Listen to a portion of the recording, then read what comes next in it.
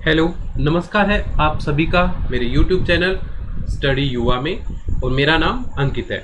तो जैसा कि हमने अभी इंग्लिश की वीडियो स्टार्ट की है, तो आज हमारी इंग्लिश की थर्ड वीडियो आपके सामने अवेलेबल हो जाएगी।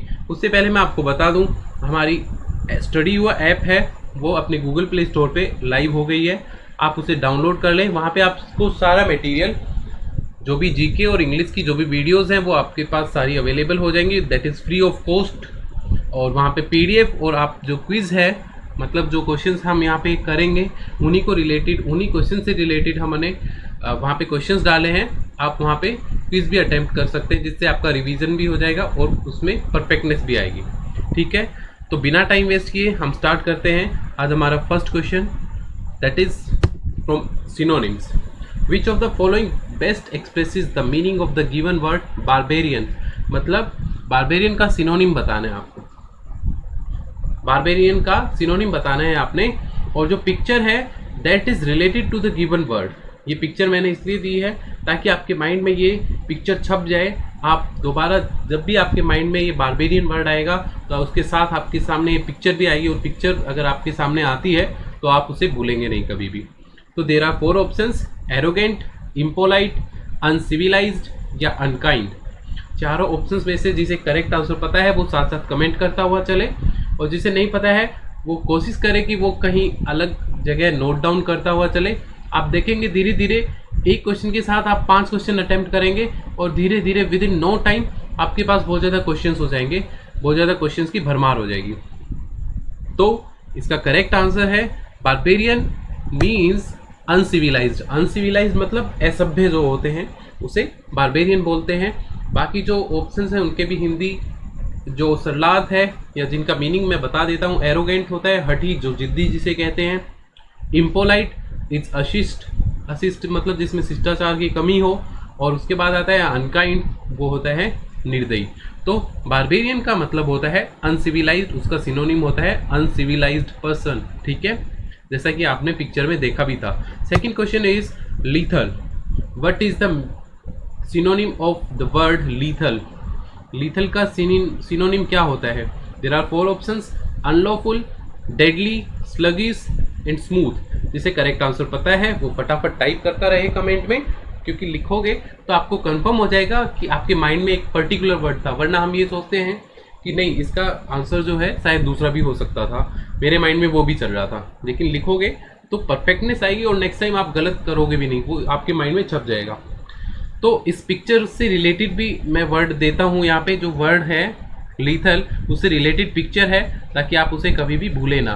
तो इसके 4 ऑप्शंस हैं: अनलॉफुल, डेडली, स्लगिश या स्मूथ। तो the correct answer is deadly. Deadly मतलब जो बहुत घातक हो। ठीक है, वो इसका सिनोनिम हो जाएगा। And the other 3 words are unlawful. Unlawful का मतलब पता ही है, गैर कानूनी। स्लगिश मतलब सुस्त।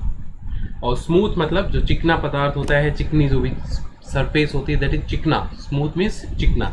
Okay, let's go to the question number 3, that is which of the following best expresses the meaning of सेरेन।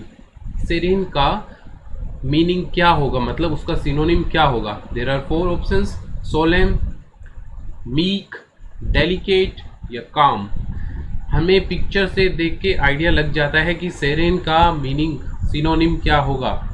तो सेरेन का सिनोनिम होगा काम। काम मीन्स शांत। The other 3 options are solemn, that is गंभीर। सोलेम का मतलब होता है गंभीर। मीक मीन्स नम्र, मतलब नाजुक क्यों कह सकते हैं, नम्र स्वभाव वाला नम्र। ठीक है, और डेलिकेट इज नाजुक, जो नाजुक चीज़ें होती हैं, दे आर डेलिकेट थिंग्स। तो इसका करेक्ट जो हमारा सिनोनिम होगा वो होगा काम। काम मीन्स शांत। Okay, let's go to the question number 4. This is which of the following word opposite in meaning to the given word assert. Assert का meaning भी मैंने लिखा है दावा करना। अभी इसमें एंटोनिम बताना है। एंटोनिम मतलब इसका ऑपोजिट वर्ड। पिक्चर से रिलेटेड देखो, ये जो लड़की है ये दावा कर रही है, ये किसी चीज़ पे अपना अधिकार बता रही है। तो मैंने इससे रिलेटेड यही पिक्चर मैंने डाल दी है। तो there are 4 options: agree, एक्विसेक, abjure या एब्डिकेट। देर आर 4 ऑप्शंस, जिसे करेक्ट पता है वो लिखे। एग्री एक्विस्क, एब्ज्योर या एब्डिकेट। तो इसका जो करेक्ट आंसर है बिल्कुल जो इसका करेक्ट ऑप्शन हैगा वो बी होगा, दैट इज एक्विस्क। और एक्विस्क का मीनिंग होता है संतुष्ट होना। देखो उसमें वो दिखा रही थी कि वो अपना बता रहे हैं कि मैं अधिकार बता रही है वो उसमें, ठीक है, उसमें कंफर्म नहीं है, वो उसे बता रहे हैं, लेकिन सामने वाला जो उसे है उसका ऑपोजिट क्या होगा, संतुष्ट, मतलब वो वहां पे दूसरे को संतुष्ट कर रहा है। पहले वो सिर्फ दावा कर रहा है, उसके बाद दावा करना इज नॉट परफेक्ट थिंग। आप किसी चीज पे दावा कर रहे हो मतलब वो 100% आपकी नहीं कही जा सकती, लेकिन अगर आपने किसी को संतुष्ट कर दिया इसका मतलब वो चीज 100% आपकी है, तो उसका ऑपोजिट मीनिंग होगा एक्विस्क। तो बाकी जो 3 ऑप्शंस हैं, एग्री तो पता ही है, सहमत होना, एब्ज्योर दैट इज त्यागना, एब्डिकेट इज अस्वीकार, जिसे हम स्वीकार नहीं करना चाहते, दैट इज एब्डिकेट। फटाफट जो बंदे देख रहे हैं, नए लोग जुड़े हैं, प्लीज सब्सक्राइब कर देना, शेयर कर देना, और जो देख रहे हैं वो लाइक तो जरूर ठोक देना, ठीक है। अभी हम चलते हैं next question number 5। Which of the following word opposite in the meaning to the given word overt. Overt का एंटोनिम क्या होगा? पिक्चर से रिलेटेड वर्ड है ओवर्ट। तो इसकी 4 ऑप्शंस हैं, जिसे करेक्ट आंसर पता हो वो फटाफट लिखता हुआ चले। डीप, शैलो, सीक्रेट या अनरिटन। बिल्कुल, ओवर्ट का एंटोनिम क्या होगा? ओवर्ट होता है ओपन बाय नेचर, ठीक है, मतलब खुले स्वभाव का। तो ऑफ कोर्स ओवर्ट का क्या होगा? ओवर्ट मतलब कोई भी चीज़ ओपन होना। जैसे अभी यहाँ पे ये लोग हैं, बिल्कुल अपने इंडिया में ये कल्चर नहीं है, हम इतना इजीली ये काम नहीं कर सकते जो इस पिक्चर में कर रहे हैं, लेकिन इसका फॉरेन में ये चीज़ बड़ी सिंपल है। तो इंडिया के अकॉर्डिंग अगर हम देखें तो ओवर्ट का मतलब होता है आप ओपनली कोई काम कर रहे हैं, ठीक है। तो इसका of course antonym will be secret. Secret होता है गुप्त। The other 3 options are deep, deep means गहरा, शैलो मीन्स उथला, मैंने पहले भी बताया था, एंड अनरिटन मीन्स लिखा नहीं, जो लिखा हुआ नहीं हो। शैलो मीन्स उथला मतलब जहाँ पे कम गहरा हो, कम गहरा पानी बेसिकली तुम कह सकते हो। बैंक जो होता है सी का बैंक होता है, जो तट होता है वहाँ पे कम होता है, ठीक है। Next question is which of the following word opposite in meaning to the given word accord. Accord का ऑपोजिट मीनिंग, ऑपोजिट वर्ड क्या होगा, एंटोनिम क्या होगा? एकॉर्ड पिक्चर से देख के पता लग जाएगा व्हाट इज एकॉर्ड। एकॉर्ड का आपको बताना है एंटोनिम क्या होगा। There are 4 options, solution, act, descent या कॉन्कॉर्ड। बिल्कुल, जिसे आता है वो फटाफट लिखे और कॉन्कॉर्ड ना लिखे, क्योंकि कॉन्कॉर्ड तो इसका करेक्ट आंसर बिल्कुल भी नहीं है। एंटोनिम ऑपोजिट मीनिंग बताना है। तो एकॉर्ड का मतलब होता है समझौता करना, ठीक है, जो देखो इसमें पिक्चर से हमें पता भी लग रहा है। तो इसका ऑपोजिट मीनिंग होगा, ऑपोजिट वर्ड होगा डिसेंट। डिसेंट मीन्स मतभेद करना। समझौते करना होता है हम किसी चीज़ में कॉम्प्रोमाइज कर रहे हैं। डिसेंट मतलब मतभेद, उस चीज़ का ऑपोजिट कर रहे हैं हम, ठीक है, हम उसके साथ कॉम्प्रोमाइज नहीं कर रहे हैं उस चीज़ को, बल्कि ज़्यादा बिगाड़ रहे हैं। There are other 3 options were solution, जिसका मतलब होता है उपाय, एक्ट मीन्स कोई कार्य करना, कॉन्कॉर्ड मतलब होता है सामंजस्य मतलब सर्वसम्मति, ठीक है। अब हम चलते हैं next question number 7 is choose the one word which can be substituted for the given sentence. इसका 1 वर्ड सब्सटीट्यूशन है। तो जो अपना सेंटेंस है, to cause troops etcetera to spread out in readiness for battle. जो ट्रूप्स मतलब जो हमारे आर्मी ट्रूप्स होते हैं, आर्मी की जो बटालियन वगैरह, हम उनको रेडी करते हैं किसके लिए? क्योंकि लड़ाई हो सकती है, ठीक है। तो उसके लिए क्या 1 वर्ड होगा? There are 4 options, align, collocate, deploy, disperse. Yes, जिसे आता होगा उसने लिख भी दिया होगा अभी कब का। द करेक्ट आंसर इज बिल्कुल सही, deploy is the correct answer. Deploy मतलब तैनाती करना, बॉर्डर पे या कहीं भी तैनाती करना। अलाइन मीन्स संरेखित, मतलब एक ही लाइन में कोई चीज़ रहना। कोलोकेट मतलब लगाना, किसी चीज़ को लगाना। डिस्पर्स मीन्स फैलाना, ठीक है, डिस्पर्स मीन्स फैलाना।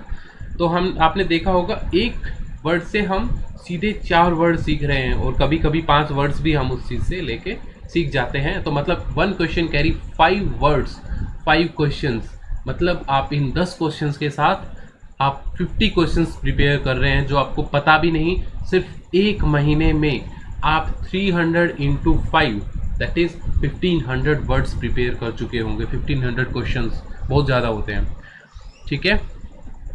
अब हम चलते हैं नेक्स्ट क्वेश्चन पे। Next question is choose the one word for the given sentence one who forcibly seizes control of a bus और एन एयरक्राफ्ट।